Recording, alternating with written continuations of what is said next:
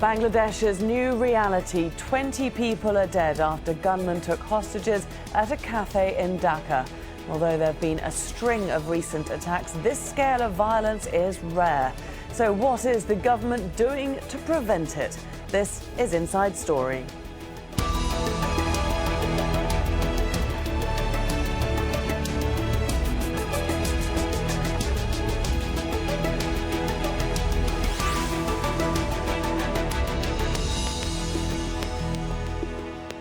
Hello there and welcome to the programme. I'm Laura Kyle. Religious violence in Bangladesh has grown increasingly common over the past year. But on Friday, that violence reached a whole new level when gunmen took dozens of hostages at a cafe in an upmarket part of the capital, popular with foreigners. It's the first large-scale attack of its kind in Bangladesh's recent history. The overnight siege ended early Saturday morning when security forces stormed the building. The army spokesman says 20 foreign hostages were brutally hacked to death.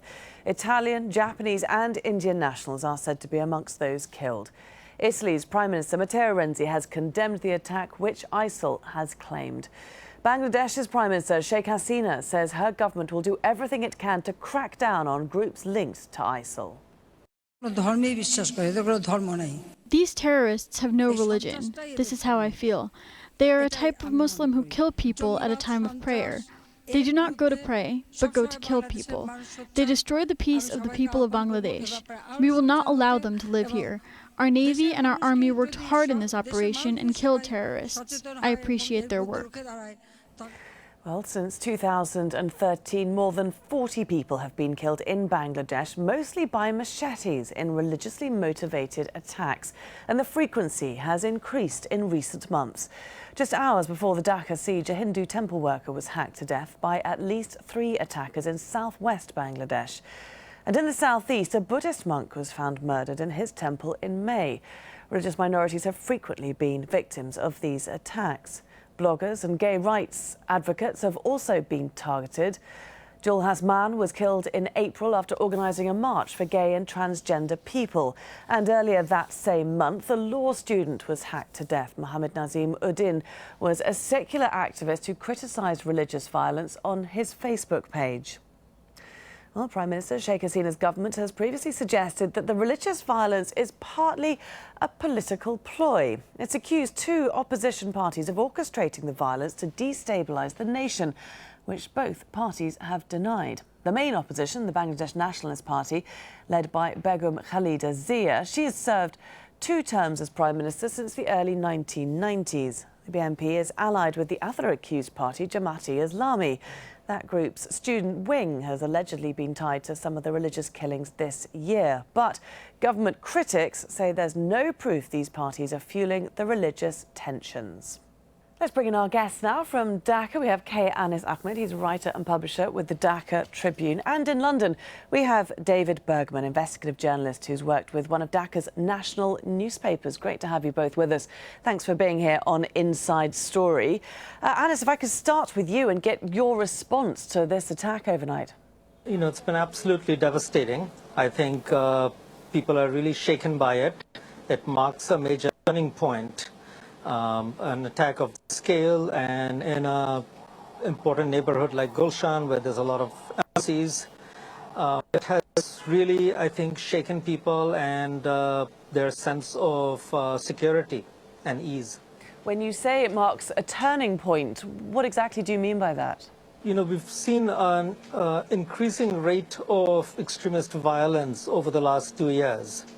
There seems to be an increase in frequency and a broadening of targets. Attacks that started with a focus on bloggers has extended to religious leaders, minorities, religious minorities. But all those attacks, for the most part, those attacks have so far been attacks on very unguarded, vulnerable individuals. 2, 3 people or more people attacking one individual. This was an attack on a different scale. It was reportedly 8 or 9 people with pretty heavy weapons. They, went for a very big target, and as far as we know now, somewhere between 20 and 30 people have been killed. And they were also able to repel an initial force in by the police, which shows, quite a bit of training and intent. So this marks a certain deviation from the pattern of violence we have seen so far. And, that is very concerning. David, the scale of this attack, the area where it took place in this very upmarket part of Dhaka, the target, middle-class Bangladeshis, foreigners. Someone wants to send a very loud message. What do you think that was? Well, I think it's. I think the target was chosen carefully. Holy restaurant is in the diplomatic area of Gulshan in the capital Dhaka. It's frequented by foreigners, expats, and elite Bangladeshis. It's an expensive Western orientated restaurant. And it's kind of detached. It is placed in a field of its own land, and it's not too close to other properties. So it's a perfect. You can see how, from an extremist militant point of view, it was a perfect target for them.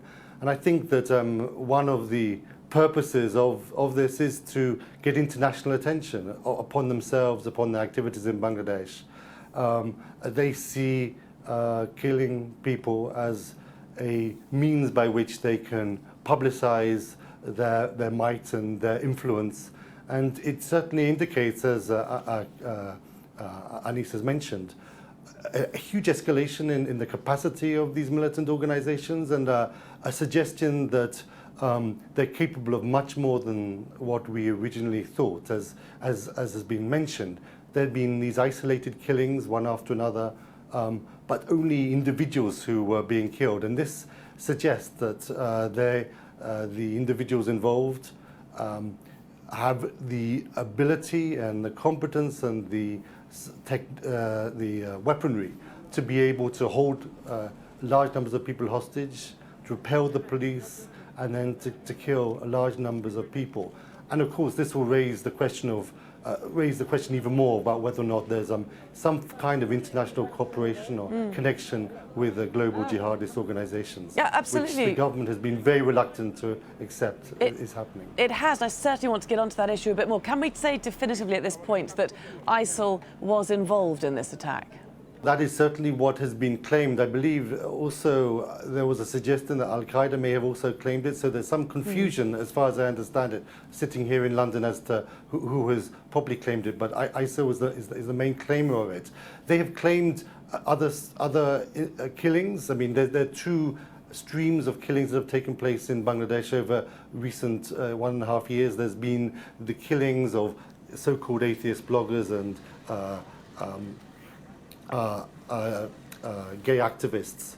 And those killings have been, the responsibility has been taken by Al-Qaeda affiliated organizations. And there's been this other stream which ISIL have taken responsibility for, which is of religious minorities, Christians, Hindus, Shia Muslims, other individuals in that realm. It's always been very unclear from observers, why is it that ISIS, which appears in other countries to want to do these major operations to get international attention, have apparently been focusing on just individual killings of minorities, which is not the kind of operations they've conducted elsewhere in the world. So this may be what has they've been building up to, and this would suggest perhaps ISIS is involved. Of course, there's no clear evidence, although it's important to note that one of the alleged kidnappers, the hostage takers, is now in police detention. So hopefully that person would be able to provide significant information as to the way this operation was organized. Anis, as David mentioned just a little earlier there, the Prime Minister, Sheikh Hasina, has been very reluctant to accept any Al-Qaeda, ISIL, international terrorism linked to this wave of attacks we've been seeing in Bangladesh. Is she now going to be forced to admit the very real possibility that there is involvement?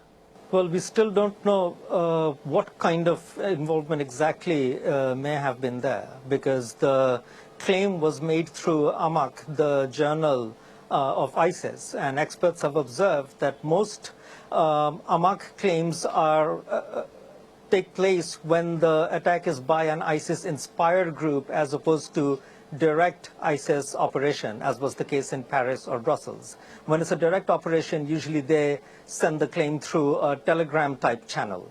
So in this case, the claim was through Amak, and the pattern would suggest that it was ISIS rather acknowledging an ISIS-inspired group and their actions. But I think the debate over whether there is an international linkage or not is itself a bit unhelpful, because we need to define exactly what kind of involvement we are talking about. So it's not an issue of is there ISIS in Bangladesh or is there no ISIS in Bangladesh. The issue is, even if there is ISIS in Bangladesh, in what sense is it here? Is it in the sense that there are young groups or groups consisting mostly of young men? But would you not have to, would you not, sorry to interrupt, would you not have to admit that there is a problem before you can address it? Yes, but the problem is so far much more, the evidence points much more towards homegrown terrorists. You know, we're talking about machete killings as a signature style, but the first machete killing happened in 2003 when BNP Jamaat were in power. A very prominent, one of the most prominent writers of this country was killed. Intellectuals have been targeted here by Jamaat and Jamaat-affiliated groups since 1971, and again in the 90s. In 2003, two different poets, Shamsur Rahman and Humayun Azad, were targeted. So there is a long lineage of the kind of attacks we're seeing, and we're seeing an intensification now. But the pattern of targets have actually been consistent with what homegrown terrorists have always done here for many years now. David, what's your feeling on that, that these attacks, the style of them, the nature of them points to homegrown terrorists? And can we still say that in light of the much larger attack that we saw in Gulshan? Well, I think, first of all, there's two distinctions that have to be made. There's a distinction between political opposition and the extreme militants. Local political opposition, members of the Bangladesh Nationalist Party or Jamaat-e-Islami, and then on the other, part, you have the more extremist elements, and they have always existed in Bangladesh. During the opposition, when the opposition was last in power between 2001 to 2006, there have been these local Islamist militant organizations operating.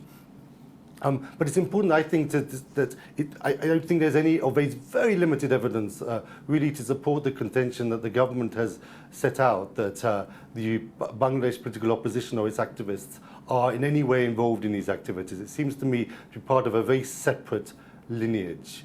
Then as to whether or not we're dealing with international terrorists or local terrorists, I mean, clearly ISIS, I don't think there's anyone who really supports the idea that ISIS has a real stronghold here such that they have their own fighters in Bangladesh. They're using existing local militant organizations, assuming that they are active at all, and they are influencing them, maybe providing some training or equipment or ideas or whatever. Who knows exactly what that is? But there's no sense that you have international terrorists based in Bangladesh. It is local militants, and to some extent, although clearly it is important to determine whether or not, you know, these local militant organizations are getting assistance from outside. The important point is, and to this extent I accept the government's position, you know, one has to focus on who are the people who are actually doing the killings, the militant activities, and those are local extremists, undoubtedly. OK, well, I'm happy to say that we have also been joined now by Shireen Huck. She's managed to join us via Skype from Dhaka. She's a women's rights advocate and a member of the Committee for the Protection of Fundamental Rights. Shireen, we've just been trying to work out, first of all, or establish what sort of presence there is of ISIL, of Al-Qaeda in Bangladesh, looking to who the perpetrators of these attacks, especially the attack in Gulshan the other night, might be. And of course, we've got the government looking again to the opposition. We've got ISIL claiming responsibility, also Al-Qaeda claiming responsibility. What's your view on who was responsible? You know, this issue about whether it is Al-Qaeda or whether it's ISIS, my government has repeatedly denied any presence of ISIS in this country. And frankly, I don't think it matters whether it's Al-Qaeda or ISIS. The fact is that there are extremists who are prepared to resort to this kind of horrendous violence. And my concern is that only less than 3 weeks ago, the government carried out a massive combing operation, apparently to root out extremists. And this is happening with, in less than 3 weeks since that time. And my concern is, where are we going wrong? Is my government ineffective, or is there a lack of will, or is the law enforcement is lacking capacity? There's intelligence failure, all kinds of things. So whether it is ISIS or not is not the main issue. Mm-hmm. Okay, Anis, let's look at that roundup that we saw. It's 12,000 plus people rounded up by the government. Most of them, I'm reading, were petty criminals and indeed opposition supporters. Is that not a distraction to the main issue here? It shows that that kind of operation is not effective enough, it's not focused or targeted enough, and ultimately that kind of operation is not able to provide the security that the citizens want and need. So I think that's definitely something to be looked at, and the government or the security forces, the intelligence forces definitely have to come up with far more efficacious methods to identify, to track down, and to try to people who might commit such attacks and try to preempt them. And we understand that that is very difficult, because you have the recent case of Orlando, where somebody who was interviewed 2 or 3 times by the FBI was still not ultimately prevented from going ahead with a very, very So in this situation, I mean, I think the government does need to look at whether these traditional sorts of broad sweep operations, picking up people who credibly don't have any links to this kind of activity, I don't think that's helpful at all. They have to review what is efficacious methods and come up with better tools. But David, another thing that's not been called terribly helpful is an increasingly authoritarian approach by Sheikh Hasina's government to the way it governs Bangladesh. Do you agree with that? Well, it's certainly the case that democracy in Bangladesh has taken a nosedive. I mean, there was the controversial 2014 January elections, which brought the Awami League back into power after serving its first term. And at that point in time, the government did promise to the international community that it would hold elections soon after. It said that it had to hold these elections in January 2014, even though the main Bangladesh opposition parties were refusing to take part, claiming that they wouldn't be free and fair. But the government, the Awami League government at the time, said we will have to hold these elections and then we will hold new elections. But they then reneged on that, and since then they have taken a very strong hold of power, and they have restricted freedom of the media and other kinds of voices emerging in the country. And there's a sense that all of previously relatively independent institutions have been taken over by pro-government individuals. So there's a real concern that the government is becoming not just increasingly autocratic, but almost going towards a one-party rule kind of situation, in which it's very difficult to imagine another party ever coming into power. Now, whether or not that situation is the cause of or can help explain the growing extremism in the country, that's a different question. Because there have been other times in which there have been militant violence in Bangladesh, and there have also been there haven't been necessarily poor governance. So there's no clear linkage between poor governance on the one hand in Bangladesh and extremism. But certainly when you don't have a situation where people can't take part in democratic politics from an oppositional point of view, you do inevitably push people towards the extremes, or certain individuals towards the extremes. And when you have a budding Islamic militancy anyway, and then in tandem with the global jihadist forces, you can see how altogether that's quite a mix of features that could help explain why we have the violence now. Shireen, we have the BNP, we have the Awami League, these two parties. They've long traditionally been at loggerheads, especially the two leaders of them. What might be gained from a national dialogue? And can you ever see that happening there in Bangladesh? Unfortunately, so far, the prospects have not been very good. But if yesterday's killings are not a moment for both parties to realize that they need to put national interests first and stop bickering and stop blaming each other and stop playing this divisive politics, then if there is not a more appropriate moment today, then I don't know when. Definitely, one of the contributing factors has been this kind of intolerance that has been promoted, particularly at this point by the ruling party. And this intolerance, political intolerance of not allowing the opposition any kind of democratic space for opposition, for dissent, for anything, has contributed to a situation where extremists have been able to take the floor. Anis, what chance that we will see Sheikh Hasina sitting down with Khalida Zia in the wake of the rise of these attacks and having a national dialogue? I was saying that I think chances are very low, and because there is a long history here of actions and their resulting legacy, which I think has left us in a place where that kind of a dialogue does not look very likely. And I'm also not sure that that kind of a dialogue at this juncture would make a big difference to this terrorist threat and crisis that we are facing. Unlike my panelists who have said that there is a democracy deficit here and that is a very primary context for the kind of rise of violence we are seeing now, I have a slightly different view. I don't disagree that there is a deficit of democracy, but it's not something that happened only now, neither since 2009 nor since 2014. This is something that actually has been here for a while now, especially since 2000. Two things that are cited often by example of democracy deficit, that there is a kind of heavy-handedness with the media. Well, the first time that a democratic power in this country crossed the line of shutting down a free media was in 2001. BNP did that with Ekushe TV. We talk about crossfires and extrajudicial killings, which I personally abhor. But that, too, is a practice that was pioneered by BNP in 2003. Okay. And to this day, the highest number of such killings in a year was either 2005 or 2006, when they were in power. So there is a long history here.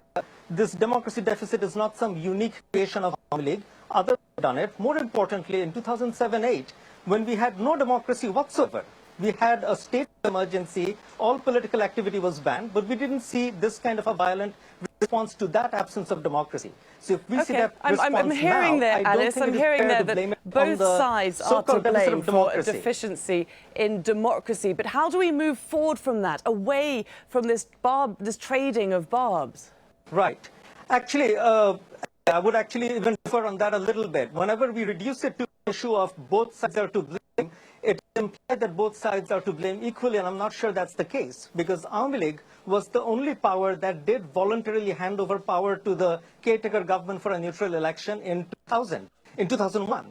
BNP, within 1 month of coming to power, ran one of the worst pogroms we've seen in this country, killing hundreds of Hindu minorities and again, I just civilians. want to get away from this accusation throw. We only have a minute left. Shireen, what is going to make a difference? What is going to stop these attacks happening in Bangladesh? I think there is no simple solution. There is no magic fix. I think we have to think both in the short term and the long term. In the short term, the political culture has to change. We've had enough of this kind of divisive politics. This is definitely a fallout of that kind of divisive politics. We've had enough of intolerance. This is also, intolerance has been a major factor. And I think in the long run, I don't think a military solution is what is needed. What is needed is, in the long run, a cultural struggle, an educational awareness, etc., which will, in the long run, make people abhor this kind of violence, condemn this kind of murder, and keep young people from going into that line. The kind of frustration, the kind And there we will have to leave our discussion today. It's been very interesting indeed. Thank you very much to all our guests, Mr. K. Anis Ahmed, Mr. David Bergman and Ms. Shireen Huck.